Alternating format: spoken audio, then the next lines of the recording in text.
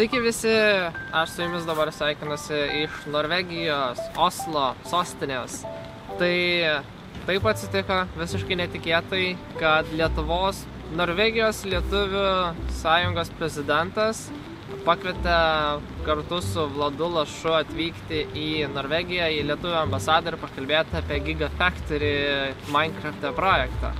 Tai va, dabar jau esu trečia diena, rytoj skrendu atgal ir jau buvau visose renginiuose, kur planavom nuvykti. Tai pirmąją dieną, sekmadienį, buvome lietuvių ambasadoje, pakalbėjome apie projektą lietuviams čia Norvegijoje, buvo labai smagu. Kitą dieną buvome nuvykti į konferenciją, tai buvo Adam Grant, kuris kalbėjo apie verslą. Jisai yra parašęs knygą Originals, kažkas tokio ten pagrinda taip vadinasi.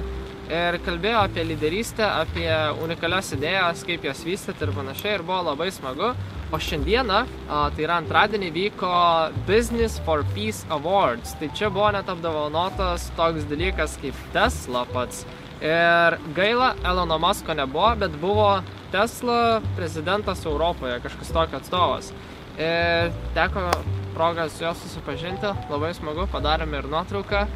Ir hype. Tai va, gan įdomu. Esu buvęs užsienyje tik tais Rygoje ir kaip žinote, vis tiek Latvija yra skaitoma kaip mūsų toks kaip ir braliukai, tai nelabai jaučiasi ten tas didelis kultūros skirtumas. Ir tai yra mano pirmas kartas, kai aš išties išvykau į užsienį kur nors toliau negu Latvija, Ryga. Tai va, visai fainiai yra pamatyti kitą kultūrą, kitą miestą, kitą šalį. Žiauriai smagu. Pamačiau pirmą kartą tokį dalyką kaip tramvajus, kaip metro ir teko pavažiuoti jais. Tai va, pastebėjau čia visokiausių dalykų, tokių kaip pavyzdžiui labai daug tautų, labai daug maišosi čia tautybių, labai įdomu, kad čia beveik kiekvienas žmogus moka angliškai. Labai įdomu pamatyti, kai televizijoje net filmai nėra verčiami, tik titrai uždedami, viskas yra angliškai. Kaip yra tokiai šaliai įdiegiama ta pati globalus mąstymas ir antros kalbos diegimas. Tas yra nerealiai įdomus dalykas, kas būtų galima ir Lietuvoje, tiesą sakant, būtų pritaikoma. Žiauriai įdomus faktas tame, kad čia žiauriai daug Tesla mašinų. Beveik ant kiekvieno kampo yra po Tesla Model S ir kai aš Lietuvoje apsitai prieš kelias savaitės pirmąją Tesla mačiau savo, tai čia grinai kiekvienoje gatvėje jinai stovi ir tai yra wow, amazing. Ir šiaip šitą video norėčiau nebeprasmę tokį padaryti.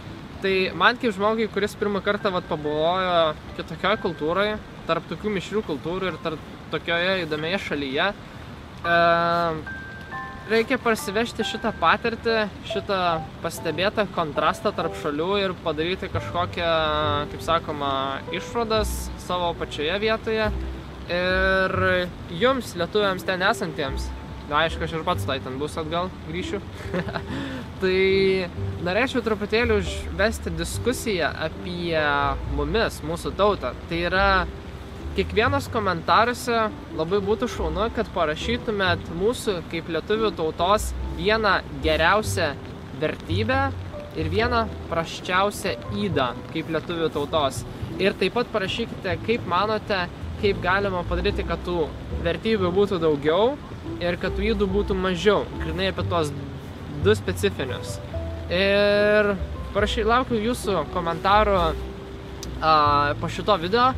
Ir buvo proga pakalbinti ir patį Vladą Lašą, tai per Business for Peace Awards paklausiu ir jo paties.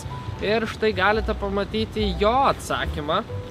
Aš manau, kad viena geriausių lietuvių savybių – smalsumas, sugebėjimas viską apžiūrėti, iš visų pusių ištyrinėti ir viskuo domėtis.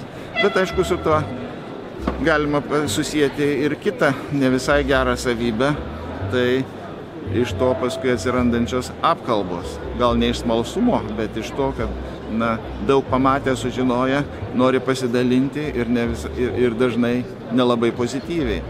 Tai tas savybės galima sujungti ir tą apkalbų savybę galima pakeisti į tai, kad mes mokėtume viską, ką sužinome, pateikti gražiai, pagiriant savo kaimynus, bendradarbiaudami, bendraudami ir padėdami vieni kitiems, džiaugdamiesi kito pasiekimais.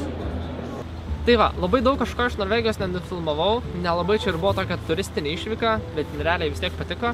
Tai va, šiam video tikriausiai ir užteks. Dėkui, kad žiūrėjote. Ir aš ruošiuosi skristi į Lietuvą.